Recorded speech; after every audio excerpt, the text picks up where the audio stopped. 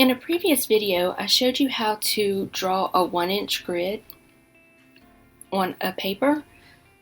We're going to do the same kind of thing with this project, but instead of doing straight lines to meet each end, I'm going to do curved lines. So I'm going to go from one point to another and draw curvy lines. Let me put my paper over. Don't do the extreme of lines like this, but also don't make your lines too crazy or too straight. Okay? Just think of a wave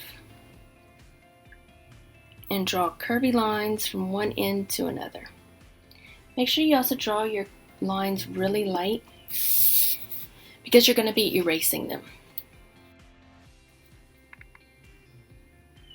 Okay, so typically with a grid drawing, with your straight lines, you would have your image and have it gridded off at 1 inch, and then you would just count. You'd go one, so this one would be the second one, first row, and you would draw from this point and do your line. So you would just copy each square without having to worry about the entire image. You would just do each little square of what you see in that square. What I usually do with my students is I would cut up a picture so they don't exactly know what they're drawing. But for this example, I wanted to show you what you need to do prior to cutting it up. On your page, go ahead and number your squares across.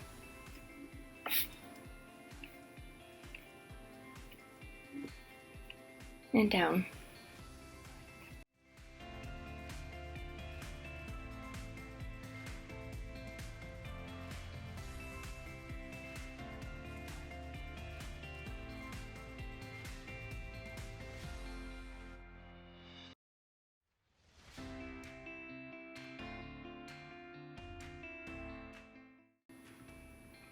Okay. So on this page I have 88 unusual squares. Now, since there's so many dark areas within this picture, I'm going to want to number the back side. But to make sure that it is going to flow properly, this one needs to be 1, 2, 3, 4. So if you have a light table, or you can just kind of hold it up, make sure that you number from right to left.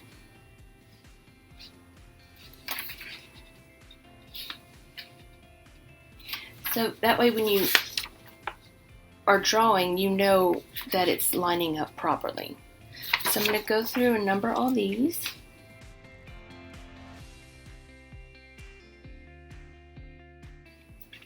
And especially with your 6 and your 9s, underline them. So once we cut it up, you won't be confused on which one it is.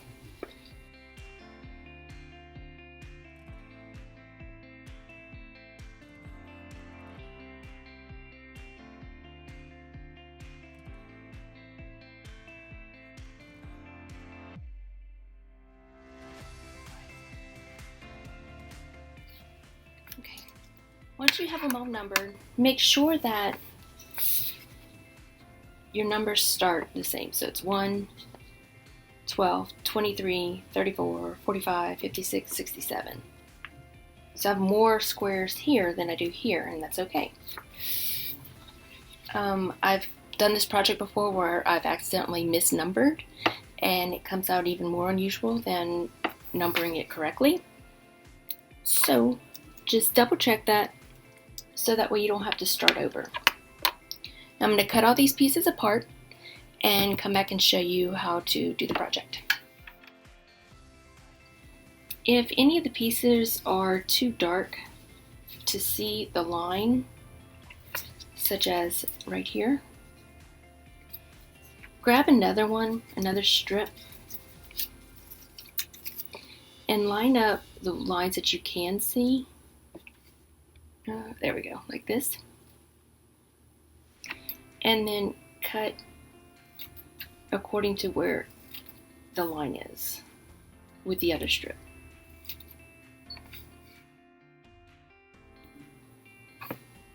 Okay, so now I have all my little pieces cut up and the numbers are on the back.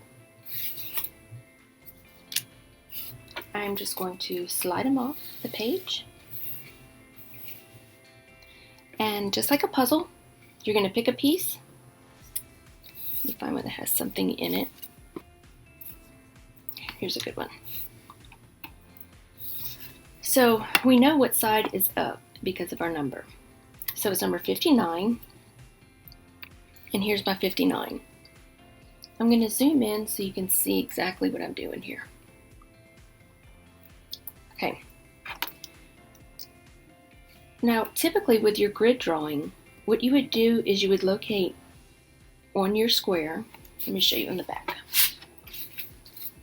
So if I had a square like this, I would line up this line and this line is about right here, and it ends like here, and you just line it up. Same thing, this one ends out here, line it up. And so that's how you would do a typical just grid. Let me see if I can find another one to further show my point. Right. Okay. So it goes this way. It's about 2/3 of the way down or so. So here to almost half, and this line ends about here. And now this point is about right in the center. So you know that's where it needs to separate. Okay? And then I'm just going to double up my line.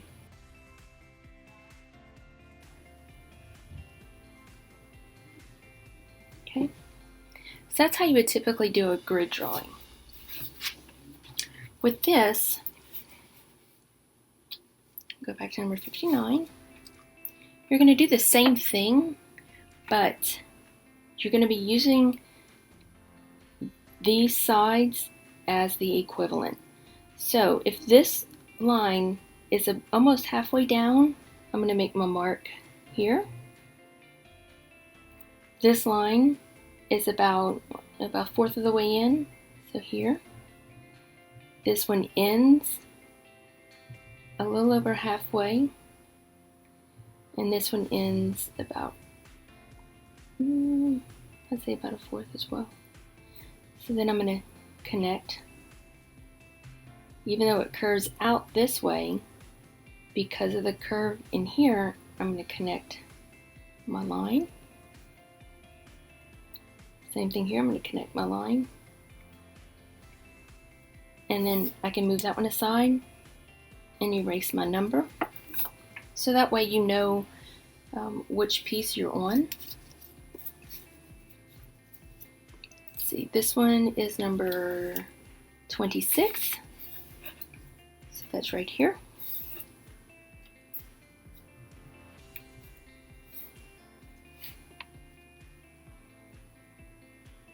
In this little corner. So I'm going to erase my 26. And I'm going to do my little corner. And then this is about 1/3 here.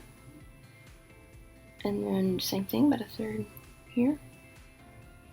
And connect. And you just continue with this process for all of your pieces. So I'll just continue.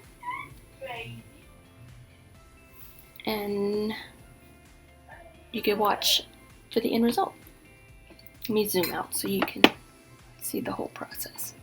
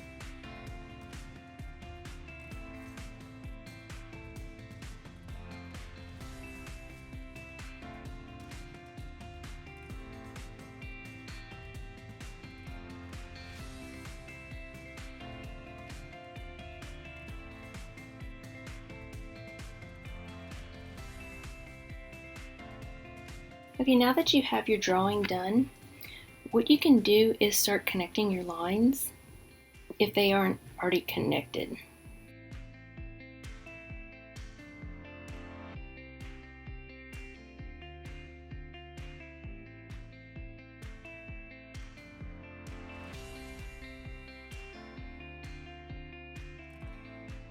So once you're done with this, you will have your unusually shaped object. And there's two reasons why I teach this to my students. First one is to explain to them that they need to see what's actually in front of them and draw what's actually in front of them rather than what they think it should look like. And this is a good way to do that, kind of break the habit of just drawing what you think is there. Second reason is whenever I'm teaching surrealism. And so this is a great project to go along with The Persistence of Memory, the artwork by Salvador Dali, with the melting clocks. So it helps them to understand movement in an artwork and the importance of it. So what I would typically do is have my students shade this after the fact. But since I cut up my original picture, I don't have it in front of me to show you. So what I'll probably do is shade it and then come back and show you the end result.